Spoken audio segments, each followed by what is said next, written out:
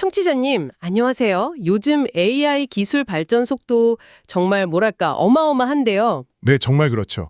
근데 이 속도를 뒷받침하려면요, 이 보이지 않는 곳의 인프라, 특히 데이터 센터가 아예 새로운 방식으로 진화해야 한다고 하더라고요. 오늘 저희가 좀 깊이 파고들 주제가 바로 이겁니다. 네, 최근에 열린 2025 OCP 글로벌 서밋을 중심으로 해서 AI 시대에 이 데이터 센터 인프라가 과연 어떻게 바뀌고 있는지, 또 어떤 새로운 표준이나 협력들이 생겨나고 있는지, 그 의미는 또 무엇인지 좀 자세히 분석해 보겠습니다. 네, 맞습니다.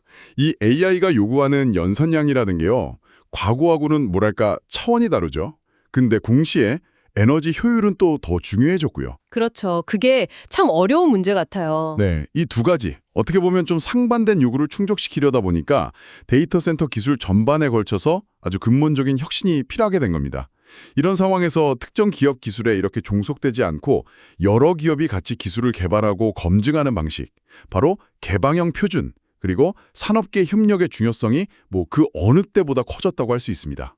그 중심에 OCP가 있다는 말씀이시군요. 네, OCP, 오픈 컴퓨터 프로젝트가 바로 이 흐름의 중심에 서 있는 플랫폼이고요. 오늘 이 변화의 맥락과 핵심 내용을 좀 짚어보면서 AI 시대 인프라의 큰 그림을 함께 그려보시면 좋겠습니다. 좋습니다. OCP 하면 원래 페이스북, 지금은 메타죠. 네. 메타가 자체 데이터 센터 효율을 높이려고 시작한 개방형 하드웨어 프로젝트로 많이 알려져 있잖아요. 그렇죠. 시작은 그랬습니다. 서버나 렉 같은 하드웨어 설계도를 공개해서 누구나 쓰고 개선할 수 있게 한 건데, 근데 이번 서밋을 보면요, 단순히 하드웨어를 넘어서 훨씬 더 큰 그림을 그리고 있다, 이런 느낌을 받았어요. 뭐랄까, AI 및 지속 가능한 인프라 생태계의 핵심 플랫폼으로 진화하고 있다, 이렇게 봐도 될까요? 정확히 보셨습니다. OCP의 시작은 분명 하드웨어로 효율화였지만 지금은 그 단계를 훌쩍 넘어섰다고 봐야죠. AI 시대에는요, 그냥 서버 한 대, 스토리지 하나 잘 만드는 것만으로는 부족합니다.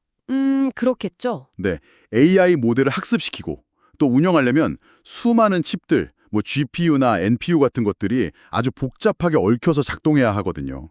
그리고 이 과정에서 또 엄청난 데이터가 오가고 열이 발생하죠. 열 문제가 정말 심각하다고 들었어요. 맞습니다. 그래서 칩 설계 단계부터 시작해서 시스템 전체 구조, 데이터 센터 건물 자체의 냉각 방식, 전력 공급 효율, 심지어는 사용한 부품의 탄소 발자국까지 이 모든 것을 처음부터 통합적으로 고려하고 최적화해야만 합니다. OCP가 AI와 지속 가능성을 전면에 내건 것은 바로 이런 시대적 요구에 정면으로 부응하겠다는 의지의 표현이라고 볼 수 있습니다. 그렇군요. 그럼 그만큼 OCP의 위상이나 영향력도 정말 달라졌다는 뜻이겠네요. 단순히 몇몇 큰 기업들만의 리그가 아니라 업계 전반의 표준을 만들어가는 그런 구심점이 되었다? 이런 느낌인데요. 그렇습니다. 몇 가지 숫자가 이걸 좀 뒷받침하는데요. 전 세계 회원사가 이미 500개를 넘어섰고요. 우와, 500개요? 네. 그리고 OCP 인증을 받은 장비 시장 규모만 해도 2029년까지 약 29억 5천억 달러에 이를 것으로 예측됩니다. 2,950억 달러? 엄청난 규모네요. 네, 이게 시장 조사기관 IDC의 전망치인데 OCP 내부에서는 실제 AI 수요 증가세를 고려하면 이것보다 훨씬 클 수도 있다, 이렇게 보고 있습니다. 이 정도 규모면 OCP 표준이 더 이상 선택사항이 아니라 데이터 센터 인프라를 구축하고 운영하는 데 있어서 사실상의 기준이 되어가고 있다, 이렇게 볼 수 있는 거죠. 정말 큰 변화군요. 그럼 구체적으로 어떤 움직임들이 있었는지 좀 살펴보죠. 이번 서밋에서 주목할 만한 협력 발표들이 많았다고 하셨는데 특히 스토리지, 냉각, 인증 관련해서 중요한 제휴들이 눈에 띄던데요. 네, 주목해야 할 세 가지 주요 제휴가 있었습니다. 첫째는 스토리지 네트워킹 산업협회, SNIA와의 협력입니다. SNIA요? 네, AI 작업이라는 게 어마어마한 양의 데이터를 끊임없이 읽고 써야 하잖아요. 수많은 AI 칩들이 동시에 데이터에 접근해야 하고요. 이때 데이터 저장이나 접근 방식이 제각각이면 병목 현상이 생기고 성능이 떨어질 수밖에 없습니다. 그럴 수 있겠네요. 네, 그래서 SNIA와의 협력은 이런 AI 클러스터 환경에 맞는 통일된 스토리지 아키텍처 표준을 만들어서 데이터 처리 효율을 극대화하려는 시도라고 보시면 됩니다. 둘째는 미국 냉난방공조학회 ASHRA와의 협력입니다. ASRA, 건물 에너지 효율 쪽으로 유명한 곳 아닌가요? 맞습니다. 그 분야 최고 권위 기관 중 하나죠. AI 연산이 전기를 엄청나게 소모하고 그만큼 열도 많이 발생시키거든요. 데이터 센터 냉각이 점점 더 중요하고 어려워지는 이유입니다. ASHRA와의 협력을 통해서 OCP는 더 효율적이고 지속 가능한 데이터 센터 냉각 기술 표준, 그리고 에너지 효율 가이드라인을 공동으로 개발하게 됩니다. 이건 단순히 비용 절감 차원을 넘어서요. AI의 환경적 부담을 줄이기 위한 아주 필수적인 노력이라고 할 수 있습니다. 환경 문제가 정말 중요해지는군요. 그렇죠. 그리고 셋째는 오픈IX, 줄여서 OIX와의 협력 강화입니다. OIX는 데이터 센터 간의 연결성, 인터커넥션이라고 하죠. 그리고 시설 인증 표준을 만드는 곳입니다. OCP 레디 인증을 받은 데이터 센터 시설과 이 OIX의 인증 체계를 연계해서 OCP 표준을 따르는 인프라 구축을 더 쉽게 하고 또 서로 다른 OCP 기반 시설 간의 호환성과 연결성을 높이려는 목적입니다. 이 세 가지 협력만 봐도 OCP가 하드웨어를 넘어서 스토리지, 냉각, 시설 인증까지 데이터 센터 생태계 전반으로 영향력을 넓히고 있다는 것을 알 수 있습니다. 스토리지, 냉각, 시설 인증까지 정말 데이터 센터의 거의 모든 영역을 다 아우르는 느낌인데요. 여기에 지속 가능성 측면에서 좀 구체적인 움직임도 있었다고요. 탄소 배출 관련해서 프레임워크를 출시했다던데 구글, 메타, 마이크로소프트 같은 정말 거대 기업들이 참여했다는 점이 상당히 인상 깊었습니다. 바로 그 점이 굉장히 중요합니다. 이번에 공식 출시된 데이터 센터 탄소 배출 및 장비 탄소 발자국 보고 프레임워크, 이게 OCP의 방향성을 아주 명확히 보여주는 사례입니다. AI가 가져올 혁신도 물론 중요하지만 그 과정에서 발생하는 환경적 영향을 외면할 수는 없다는 업계의 공감대가 형성된 결과라고 봐야죠. 네, 그럴 수밖에 없겠네요. 이 프레임워크는 데이터 센터 운용 과정에서의 탄소 배출량뿐만 아니라 서버나 스토리지 같은 장비 자체를 생산하고 폐기하는 그 전 과정에서 발생하는 탄소 발자국까지 측정하고 보고하는 표준화된 방법을 제공합니다. 구글, 메타, 마이크로소프트 같은 기업들이 초기부터 참여했다는 것은 이 프레임워크가 그냥 단순한 선언에 그치지 않고 실제 업계 표준으로 자리 잡을 가능성이 높다는 것을 의미하고요. 앞으로 OCP 생태계 내에서는 이 기준에 맞춰서 탄소 배출량을 투명하게 공개하고 또 감축 노력을 증명해야 하는 그런 시대가 올 것입니다. 와, 투명성 요구가 정말 커지겠네요. 그런데 협력 강화뿐 아니라 OCP 리더십에도 큰 변화가 있었습니다. AMD, ARM, 그리고 엔비디아. 이 세 기업이 OCP 이사회에 새롭게 합류했다는 소식이었는데요. 특히 이 칩 설계 분야의 거물들이 OCP 이사회에 들어왔다는 거. 이건 어떤 의미로 해석해야 할까요? 단순히 이름만 올린 건 아닐 텐데요. 이건 정말 중요한 변화입니다. AMD, ARM, 엔비디아는 현재 AI 인프라의 가장 핵심적인 두뇌, 다시 말해 반도체 칩을 설계하고 만드는 회사들이죠. 그렇죠. 핵심 중에 핵심이죠. 네, AMD는 CPU와 GPU 모두에서 강력한 경쟁력을 가지고 있고요. ARM은 저전력 설계의 강자로서 서버 및 AI 칩 시장에서도 영향력을 키우고 있고, 엔비디아는 말할 것도 없이 AI 가속기 시장의 절대 강자고요.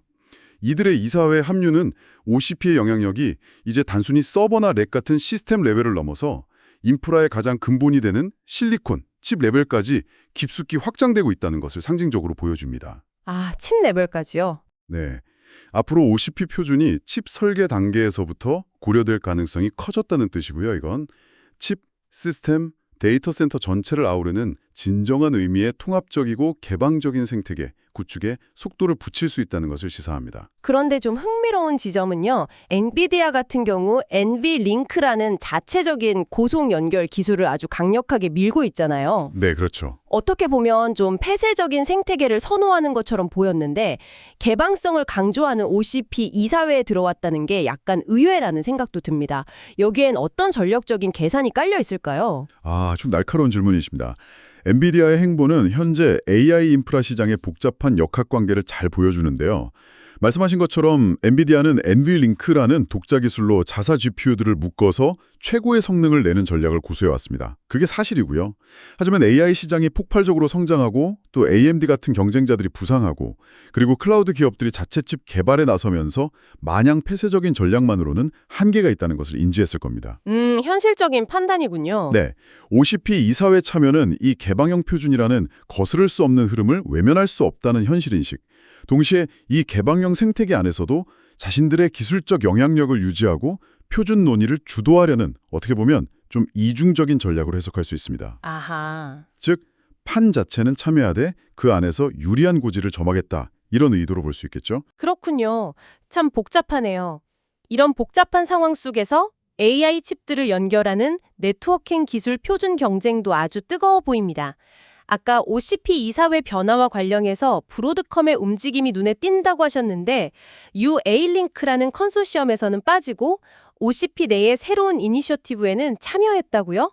이 부분 청취자님들도 좀 헷갈리실 수 있을 것 같은데 자세히 설명해 주시죠. 네, 현재 AI 백엔드, 그러니까 AI 칩들 사이를 연결하는 초고속 통신망 표준을 놓고 여러 움직임이 동시에 나타나고 있습니다. 아주 복잡하죠? 먼저 UA링크, Ultra Accelerator Link 컨소시엄이 있습니다. 이건 AMD, 인텔, 메타, 구글, 마이크로소프트 등 엔비디아의 NV링크에 대항하기 위해 뭉친 그룹입니다. 아, NV링크 대항마군요. 그렇죠.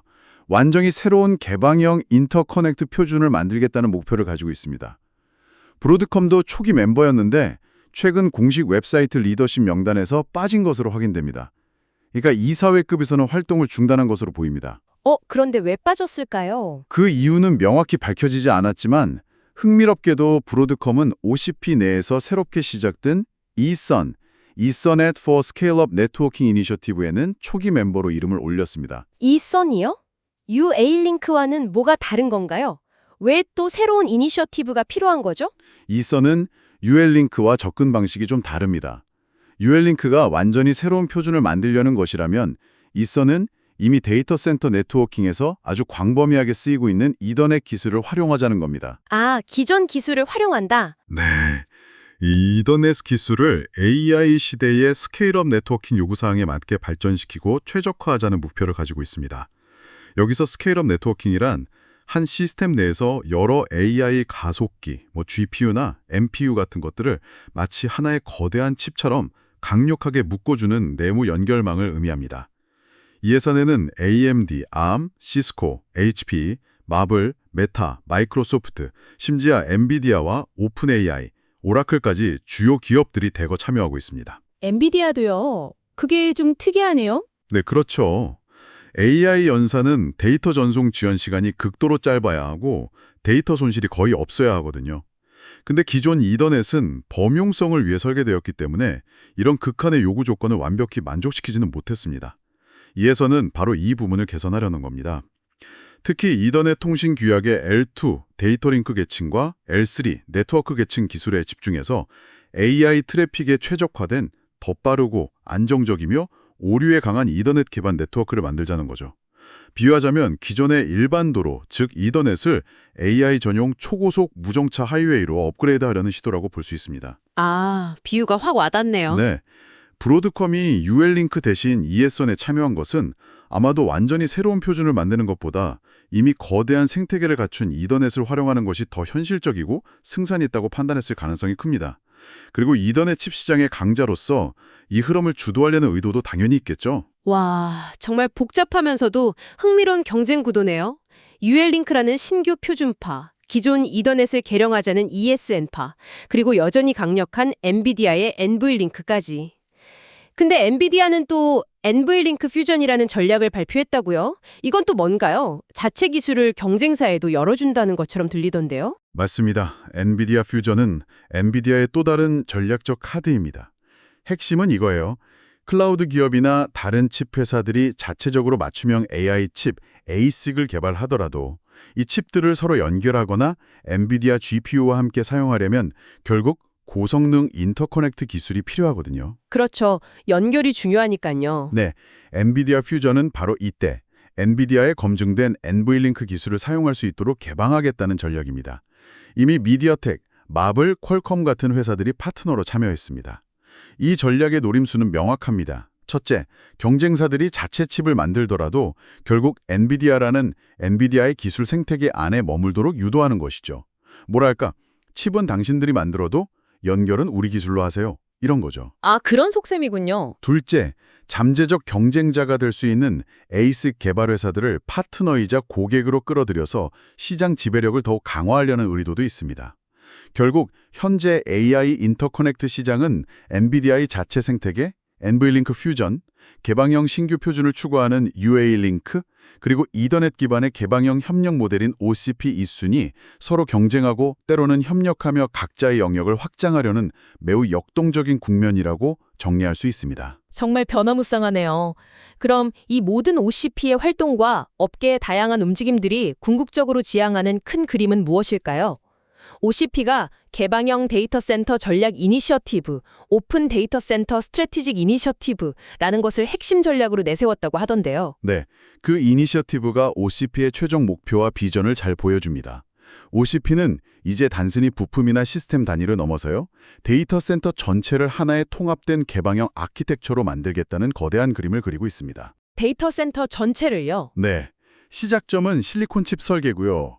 그리고 서버, 스토리지, 네트워킹 같은 시스템, 더 나아가서는 데이터 센터 건물 자체의 물리적 구조, 냉각 시스템, 전력 공급 및 배분 방식, 심지어는 데이터 센터가 연결되는 전력망과의 상호작용까지 이 모든 요소를 포괄하는 개방형 표준과 설계를 만들겠다는 겁니다. 이것은 기존의 클라우드 데이터 센터뿐만 아니라 폭발적으로 늘어나는 AI 연산 수요와 새롭게 중요해지는 엣지 컴퓨팅 환경까지 모두 아우르는 차세대 글로벌 데이터 센터의 청사진을 OCP가 주도적으로 제시하겠다는 아주 야심찬 비전이죠. 정말 스케일이 크네요. 그렇습니다. AI 시대의 복잡한 기술적 과제들, 특히 엄청난 에너지 소비와 그로 인한 환경 문제를 해결하려면 어느 한 기업의 폐쇄적인 기술만으로는 불가능하다는 인식이 깊게 깔려 있는 겁니다. 그래서 칩 설계 회사부터 시스템 제조사, 데이터 센터 운용사, 심지어 전력회사까지 모두가 참여하고 기여할 수 있는 개방형 표준 플랫폼의 역할을 더 강화하겠다는 의지인 거죠. OCP는 스스로를 AI 시대를 위한 개방형 인프라 플랫폼으로 확실히 자리매김하고 이를 통해 관련 산업 전체의 혁신을 이끌어가겠다는 포부를 밝힌 것이라고 볼 수 있습니다. 오늘 이야기를 쭉 종합해보면요. OCP는 초기에 하드웨어의 효율화 프로젝트를 넘어서 AI와 지속 가능성이라는 이 거대한 시대적 요구에 부응하는 핵심적인 산업 생태계 플랫폼으로 진화하고 있다는 것이 아주 분명해 보입니다. 네, 그렇습니다. 스토리지, 냉각, 에너지 효율, 탄소 보고 등 데이터 센터 전반에 걸쳐서 다양한 국제기구 및 기업들과의 협력을 강화하고 구체적인 표준들을 만들어 나가고 있고요. 특히 AMD, ARM, 엔비디아 같은 반도체 거인들의 이사회 합류는 OCP의 영향력이 이제 인프라의 가장 근본인 칩 레벨까지 미치고 있다는 걸 보여주는 상징적인 사본이었던 것 같습니다. 중요한 변화죠. 네, 또한 AI 네트워킹 분야에서는 엔비디아의 독주를 견제하려는 UALink, 기존 이더넷을 활용하려는 ESN, 그리고 자체 생태계를 확장하려는 엔비디아의 NVLink 퓨전 전략이 맞물리면서 아주 역동적인 경쟁과 협력 구도가 펼쳐지고 있다는 점도 확인했습니다. 이 모든 것은 결국 AI라는 거대한 파도를 효과적으로 헤쳐나가기 위한 더 개방적이고 효율적이며 지속 가능한 통합 데이터 센터 인프라를 구축하려는 업계 공동의 노력을 보여주는 것 같습니다. 맞습니다. AI 기술의 진화 속도만큼이나 이를 뒷받침하는 인프라 기술의 변화 속도도 정말 빠르고 거대합니다. 오늘 저희가 살펴본 OCP 서밋의 주요 내용과 관련 업계의 움직임들은 이 거대한 전환기의 중요한 단면들을 보여주는 것이고요. 앞으로 개방형 표준과 산업계의 협력이 AI가 가져올 무한한 가능성과 동시에 우리에게 던지는 심각한 에너지 및 환경 문제를 해결하는 데 얼마나 결정적인 역할을 할지 계속 지켜봐야 합니다. 네, 정말 주목해야 할 부분이네요. 네, 이것은 단순히 몇몇 기술 기업들만의 이야기가 아닙니다. 우리가 매일 사용하는 AI 서비스의 성능, 안정성, 그리고 지속 가능성에 직결되는 문제이고 더 나아가 미래 사회 전체의 기술 인프라 지형을 결정짓는 근본적인 흐름이기 때문입니다. 이 변화의 방향과 의미를 이해하는 것은 기술 전문가뿐 아니라 우리 모두에게 중요한 시사점을 던져줄 것이라고 생각합니다.